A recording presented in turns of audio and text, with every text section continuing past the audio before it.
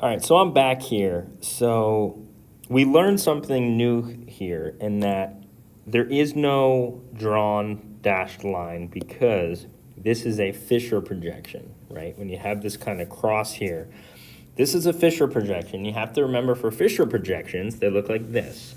The vertical line are going into the paper because our fourth group, which is this CH3, is on a vertical line. It still fits our definition for an R or S configuration. And remember this one, you start at the 1 and you go to the 3. We're going to the left, which is an S configuration. That's why this is an S configuration, okay? Is going into the plane of paper, and that is why we are okay saying that this is going to be S. Right? Okay, so now let's look at this one down here. We already started ranking our different groups here. I had to make a bit of a guess because I know this hydrogen is going to be low priority. Whoops. I know this hydrogen is going to be low priority. It's going to be the 4. And then we tried to rank the other ones here. This one is definitely OHH. This one is just OH. I'm not exactly sure what to give priority to what here. Whether this is 1 and 2 or whether this is 1 and 2. So I'm going to have to wait to see. But what I do know is that this 4 is coming out of the paper at us. We need it to be vertical. So what we're going to do is swap the position of 3 and 4 so that hydrogen can be going out of the paper. But in that case, I don't know if this is going to be 1 and 2 or if this is going to be 1 and 2, so I'm going to have to watch.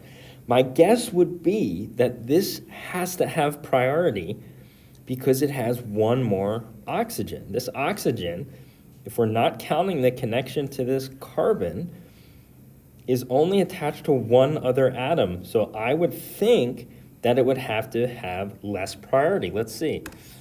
Let's do the third one here.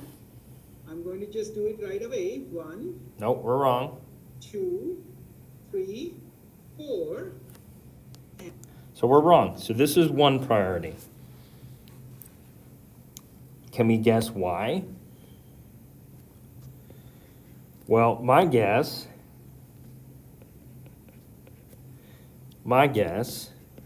is that the oxygen is closer to the carbon. So its electronegativity is going to be affecting the carbon a little bit more. Something like that, I don't know.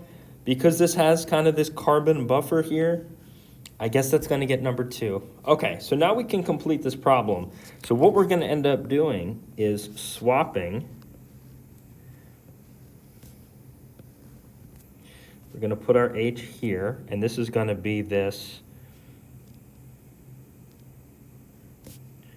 1, 2, 3 meth, eth, prop, this propyl group, which is going to be still our number 3.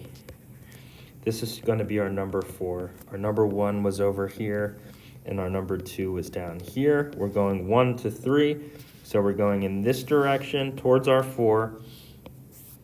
Remember, this is on a vertical line, which means it's going into the paper, so it's going to the left. So we can say that this is an S config. And this is going to allow me to get a anti-clockwise. Well, wait a minute. Hold on. Real quick. This is 1. Yeah, we're still going to be going this way. 1 to 3, going to the left. We swap 3 and 4. 1 to 3 is still going to the left.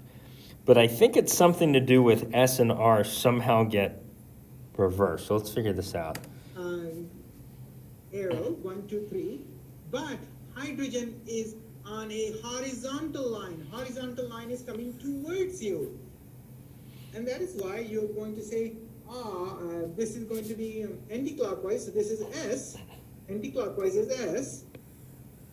But it should be swapped and that is why it will become R.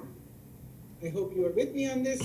So the correct answer is R for number 1, S for number 2, and R for number 3. So what he's saying is, yeah, you swap the H.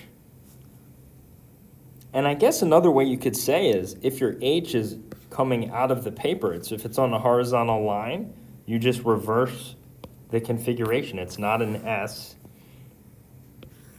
it's an R, even though it's going counterclockwise. Even when you do the swap, which he showed, and you're still going counterclockwise, because of this, you're reversing it. That's kind of confusing. Okay, with this practice, let us understand if I gave you a little more work to do on a problem, and that would be, I would tell you to interconvert perspective to Fisher projection. So let's see. Let's first let